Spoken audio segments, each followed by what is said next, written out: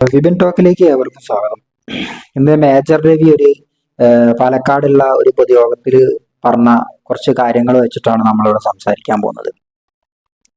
അപ്പോ ഗണേശൻ വേറൊരു സ്ഥലത്തും പറഞ്ഞു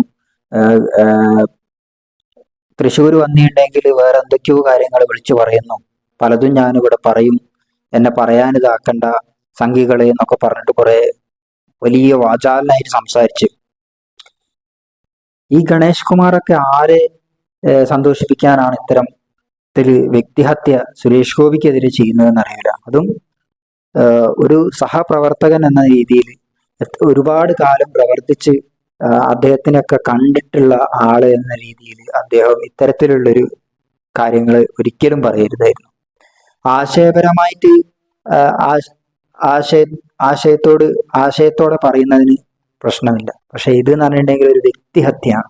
ഇത്തരത്തിലുള്ള വ്യക്തിഹത്യ നടത്തിയിട്ടാണോ ഈ രാഷ്ട്രീയത്തിൽ ഇവരൊക്കെ വിജയിക്കാൻ പോകുന്നത്? ഒരിക്കലും ഇല്ല. എന്താ പറഞ്ഞിട്ടുണ്ടെങ്കിൽ ഈ സുരേഷ് ഗോപിയുടെ വിജയത്തിന്റെ ആ ഒരു തിളക്കം അവര് കണ്ടു തുടങ്ങി. ആ ഒരു പേടിയുടെ ആലസ്യത്തിലാണ് ഇവരൊക്കെ ആലസ്യത്തിലാണ് ഇപ്പൊ ഉള്ളത്. അപ്പൊ ആ പേടിയിലാണ് ഇവരുള്ളത്. ആ പേടിയിൽ പലതും വിളിച്ചു പറയാണ്. പക്ഷെ മേജർ രവിയുടെ വാക്കുകൾ നമുക്കിതാ ഇവിടെ ശ്രമിക്കാം. അതൊന്ന് കണ്ടു കഴിഞ്ഞാൽ നമ്മളെപ്പോലുള്ളവർക്കും നമ്മുടെ കുട്ടികൾക്കും വരും തലമുറയ്ക്കും കിട്ടാവുന്ന ബെനിഫിറ്റുകൾ മുഴുവൻ നേടിയെടുക്കാൻ നമുക്ക് സാധിക്കും എന്നുള്ള ഉറപ്പെനിക്കുണ്ട്. ഇങ്ങനെയുള്ള സമയത്ത് എല്ലാം ഇവിടെ വ്യക്തിഹത്യകളാണ് നടക്കുന്നത്.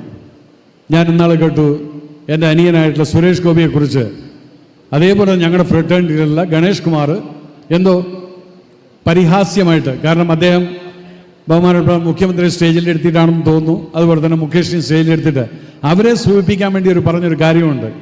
നോമ്പറക്കാൻ പോയ സുരേഷ് ഗോപി കഞ്ഞി നക്കി കുടിച്ചു എന്ന് പറഞ്ഞിട്ട്, ഞാൻ പറയട്ടെ, നിങ്ങൾക്ക് അറിയോ ഇല്ലെന്നുള്ളത് എനിക്കറിയില്ല. മോഹൻലാൽ എൻ്റെ വളരെ ക്ലോസ് സുഹൃത്താണ്.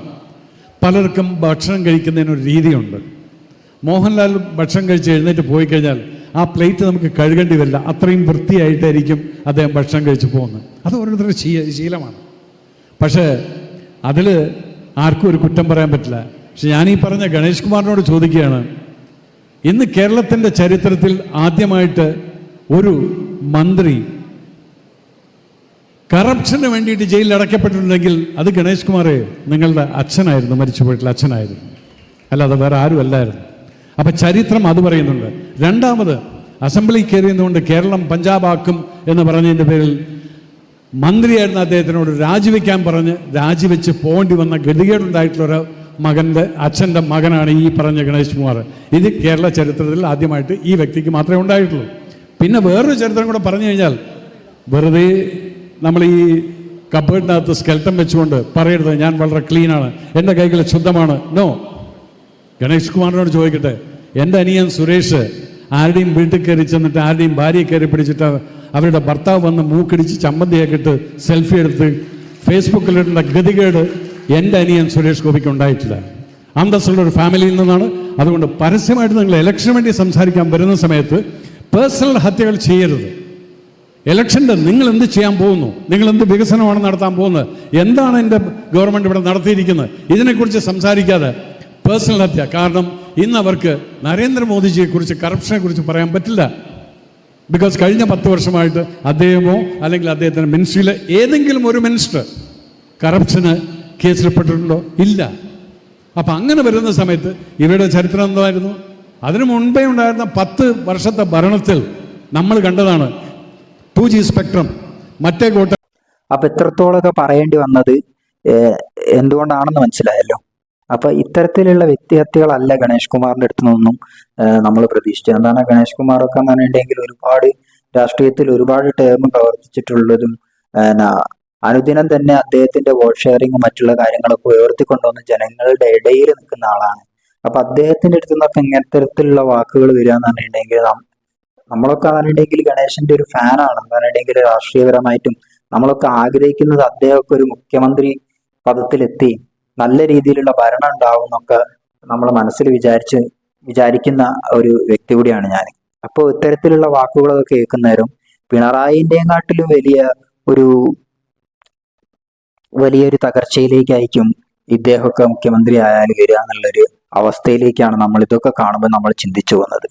അപ്പോ ഏഹ്, ഇത്തരത്തിലുള്ള കുപ്രചരണങ്ങളല്ല നടത്തേണ്ടത്. അദ്ദേഹത്തിന്റെ ഫാദറിന്റെയും അദ്ദേഹത്തിന്റെയും കുറെ കഴിഞ്ഞ കാലങ്ങളൊക്കെ അത്തരത്തിലുള്ള കാര്യങ്ങളൊക്കെ ഈ സുരേഷ് ഗോപിയും വിളിച്ചു പറയുകയാണെങ്കിലും സുരേഷ് ഗോപിന്റെ അടുത്തുനിന്ന് വാക്കുന്ന എവിടുന്നെങ്കിലും ഒരു വാക്ക് ഇത്തരത്തിലുള്ള ഒരു വ്യക്തിഹത്യപരമായിട്ട് അല്ലെങ്കിൽ ഒരു വ്യക്തിയെ അപമാനിക്കുന്ന രീതിയിലോ സംസാരിച്ചതായിട്ട് നമ്മൾ എവിടെയെങ്കിലും കേട്ടിട്ടുണ്ടോ? ഏതെങ്കിലും ഒരു മാധ്യമത്തിലൂടെ അല്ലെങ്കിൽ ഏതെങ്കിലും ഒരു പ്രചാരണത്തിന് പോയപ്പോഴോ നമ്മൾ അദ്ദേഹം പറയുന്നത് കേട്ടിട്ടുണ്ടോ? ഇല്ല. അദ്ദേഹം പറയുന്നത് നമ്മൾ എവിടെയും കേട്ടിട്ടില്ല.